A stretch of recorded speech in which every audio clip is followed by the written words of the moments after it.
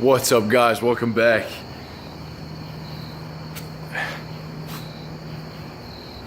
From the minute we're born, little babies, little children coming out of that womb, immediately we're exposed. We are these blank slates. And the first thing we see is our parents. And from then on, the other people in our life, our relationships, our experiences, all internalize themselves inside of us. These voices of our past have become a part of who we are today. And this isn't psychobabble, this is science, guys. I mean, they've done studies where they will sit a group of people down in front of monitors and subliminally they will flash a image of their father's name. And during these tests, the people in this study that associate their father with great achievement, with their father had pushed them to do well and been a high achiever themselves, they will do better on these studies. The voices of our past have become and internalized who we are today.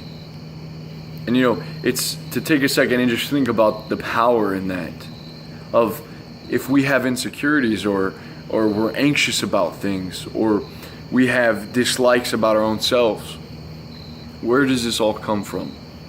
I know for myself, growing up, there was many times where if I look back and I'm honest with myself, a lot of my insecurities stem from my father or my mother or the people that were close to me in church.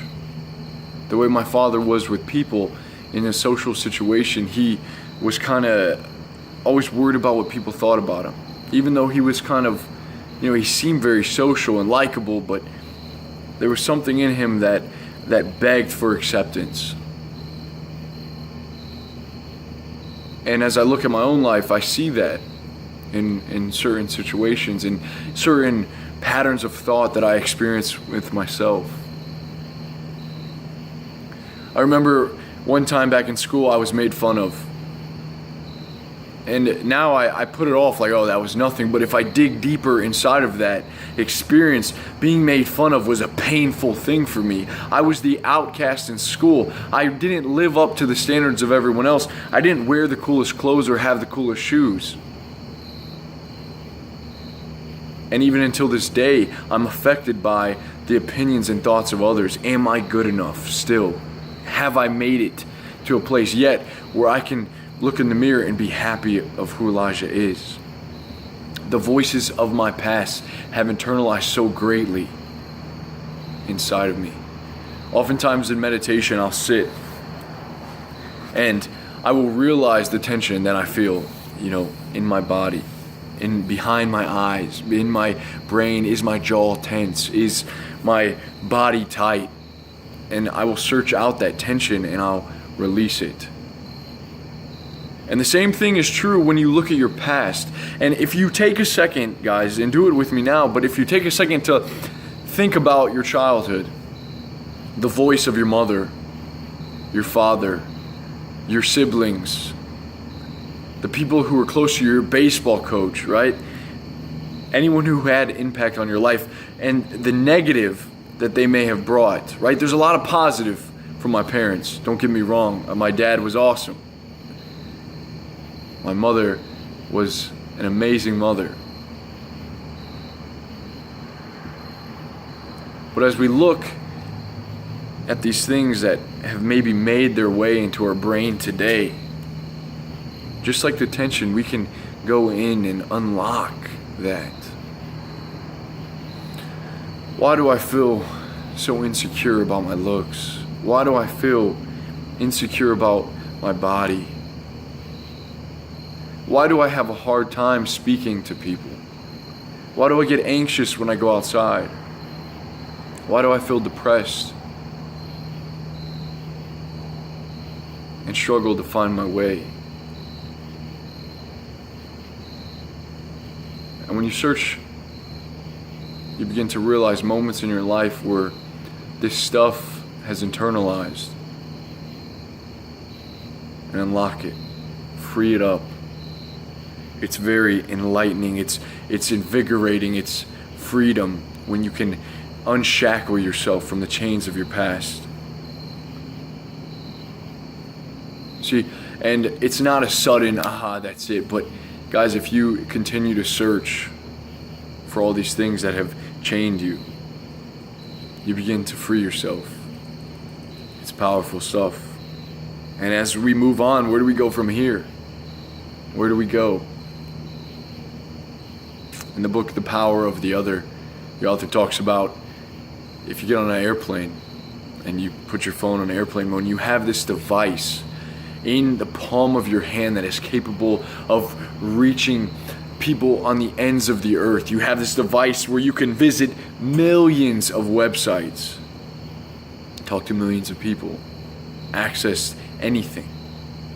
But all this power is lost when you disconnect from the network while you're up in that plane. And only until you turn that device back on and the pilot says, okay, go ahead, you can turn your phone. Now you can begin to connect to the network. You have access to the power that the internet brings you. The same is true in our lives, guys. For when we move on, when we realize what was holding us back, now we can turn ourselves on and connect to a greater source of power, the power of another person, the power of people that have laid out foundations before us, the power of people who are positive in our lives and say that we can. When we surround ourselves with friends and family who urge us and who say that we can do it. When we read books and connect with authors whose minds have been down roads before that we're traveling now, we can connect to a greater and deeper source of wisdom and strength. I like to think of it as Neo in the Matrix, and he's training, and when he's in that Matrix and he's with Morpheus, and Morpheus is like, all right, teach him Kung Fu. The guy plugs it in. He's connected.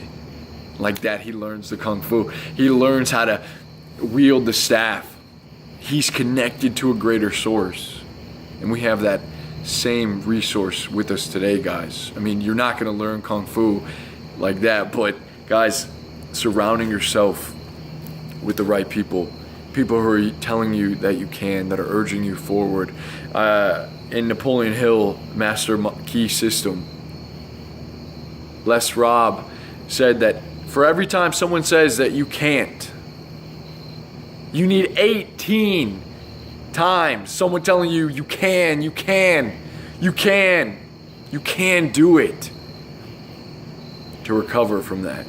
How many times in your life have you been told that you can't, that you're not good enough, that you're not good looking enough? When we go on Instagram and Facebook and we see all these superstars and this highlight reel of someone else's life and we compare it to our own, are we good enough? We say to ourselves, we tell ourselves this, and we internalize this way of thinking that is inadequate.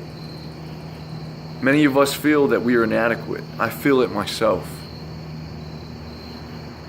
But I'm telling you guys, search within your past, the voices of your past that still show up today. Connect to the network that you have around you. Reach out to me. Reach out to loved ones. Reach out to family. Reach out to books or podcasts, uplifting. Look in history, wherever.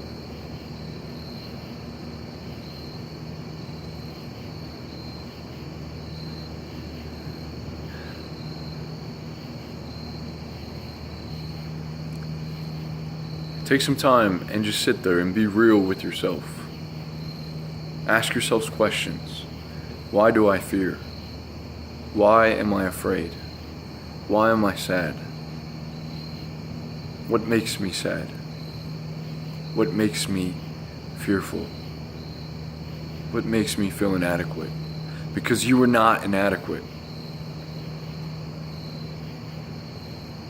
What makes us think the way that we do? And what can we do about it?